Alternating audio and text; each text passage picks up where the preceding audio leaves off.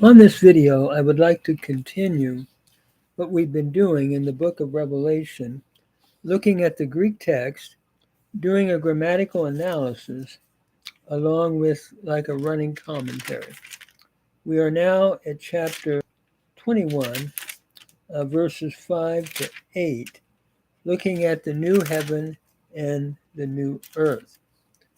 And the Greek text reads, verse 5, Kaiepen ha kathemenas epi to thrano, Idu kana poio panta kailege grapsan hate hutoi hoi lagoi pistoi kai alethanoi asin.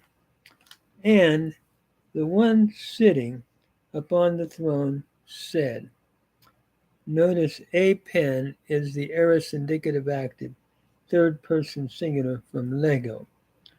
Idu kaina poio panta. Behold, I make all things new. Poio is from poieo. It is the present indicative active, first person singular. I'm making all things new. Kai lege, and he says, notice lege is your present indicative active, third person singular from Lego. He says, grapsan, right. Hate hutoi hoi lagoi pistoi kai alethanoi asin. Because these words are faithful and genuine or true. Grapsan is the aorist imperative, second person singular from grapho. So right, these things are right because these words are faithful and genuine. So notice the one sitting upon the throne says, behold, I'm making all things new. And he says, right. And he's telling John, because these words are faithful and true. And so God is verifying his word. By the way, kathemenos is from kathemi. It's the present middle participle nominative masculine singular from kathemi. Then verse 6 reads, Kaiepen moi, geganon, ego emi ta alpha, kai ta omega, kai arche, kai ta telos, ego to dipsonti, doso ectes peges, tu huratas, tes soes dorean. And he said to me, it has been done. This is from genomi, perfect indicative active, third person singular from genomi. And apen again is from Lego, aorist indicative active, third person singular. And he said to me, it has been done. I am the Alpha and I am the Omega. Notice we're looking at the eternality of the Lord here, the beginning and the end. I will give to the one who is thirsting out of the well of water of life freely. Notice here, agoto dipsonti. This is from dipsao, present participle dative singular, from dipto to give, or excuse me, dipsao.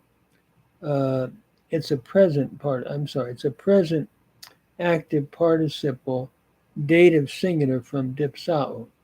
So I to the one who is thirsty, I will give.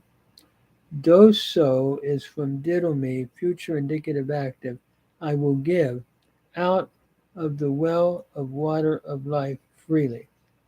Looking at eternal life that the Lord will give and gives freely to those that follow him and conquer by being faithful to him. So verse 7, Ha nikon fleraname se panta kai esomai autothaas, kai autas estai moi huias. The one who conquers, he shall inherit all things. Nikon is your present participle nominative masculine singular from nikao. Tlenamese is from tleranameo, which is your future indicative active third person singular. The one who conquers will inherit all things. And I will be esomai to him God, and he shall be to me a son. Esomai is your future indicative first person, future indicative middle first person singular from Amy.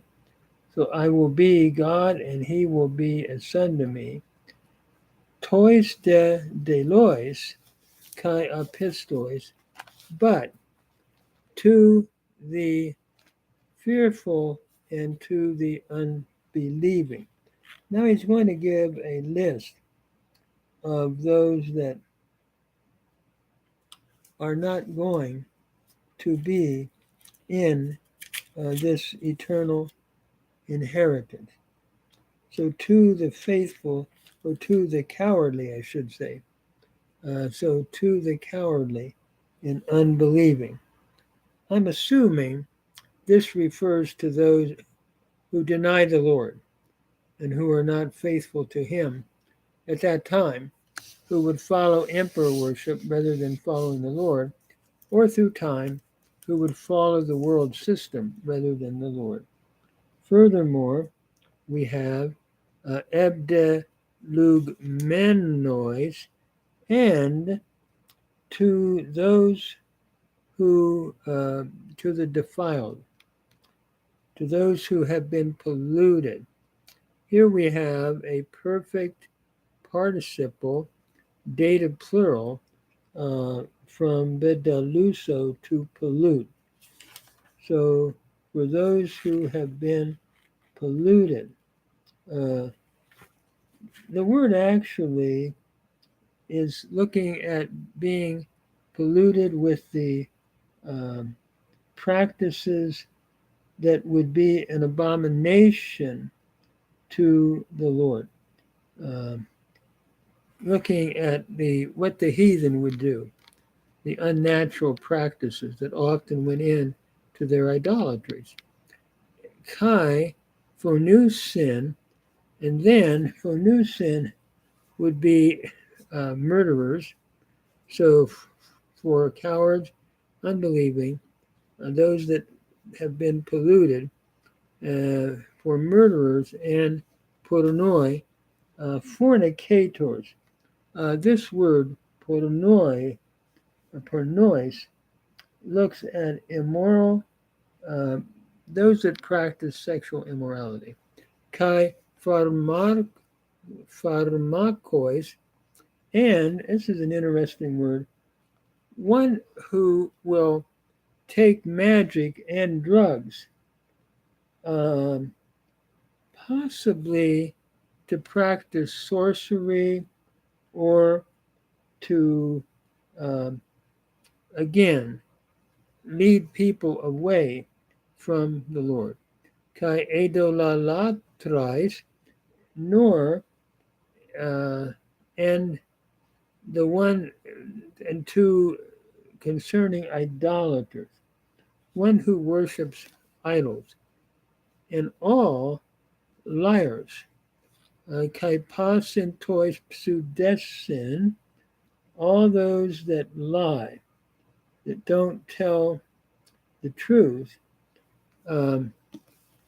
in terms of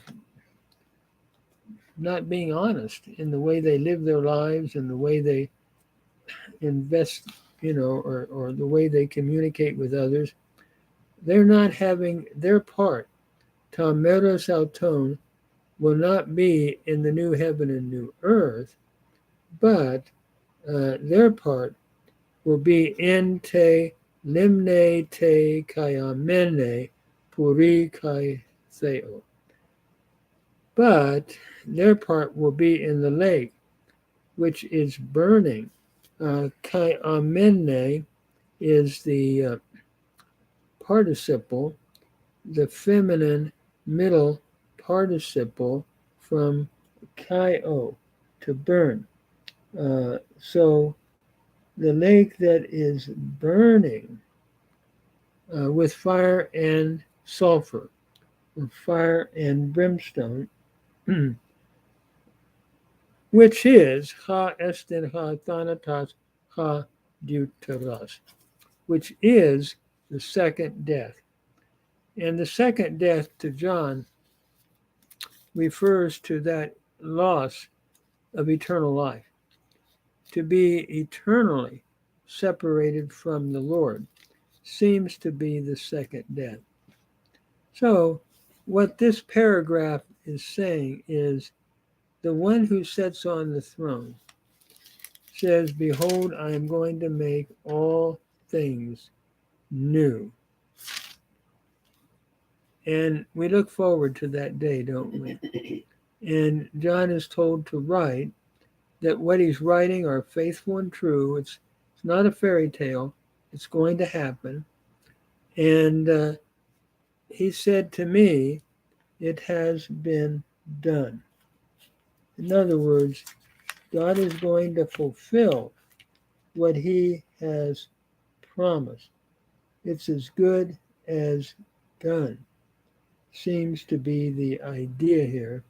And this is a perfect active indicative from Ginomi, a perfect active indicative with a passive, I should say, a perfect passive indicative. It has been done or accomplished. I'm sorry. It's a perfect active indicative. In other words, it has come to pass. It's as good as done. And I am the Alpha and the Omega, he says, the beginning and the end. To the one that's thirsty, I will really allow him who's spiritually thirsty to drink out of the water of life freely. In the Gospel of John, Jesus talks about giving water to the woman at the well where she would never thirst again. We have the same idea here.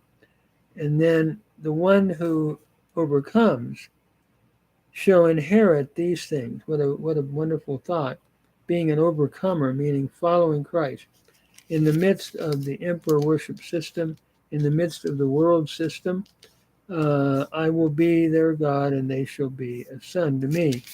But to those that are cowardly, those that don't want to follow the Lord and bow to the pressure of what these believers were facing, and really all through time, similar kind of pressures, to the disbelievers, to those that are adulterous, and to those that are committing violence, and fornicators, those mixing magic with drugs for calling people again to follow sorcery, and idolaters, and all liars will not be in this new heaven and new earth, but John says their part will be in the lake of fire, which is the second death. That is the eternal separation from the Lord. I can't think of anything more awful than that. And as we listen to newspapers and everything, all the stuff that we hear will not be in this new Jerusalem, this final spiritual place that the Lord has promised.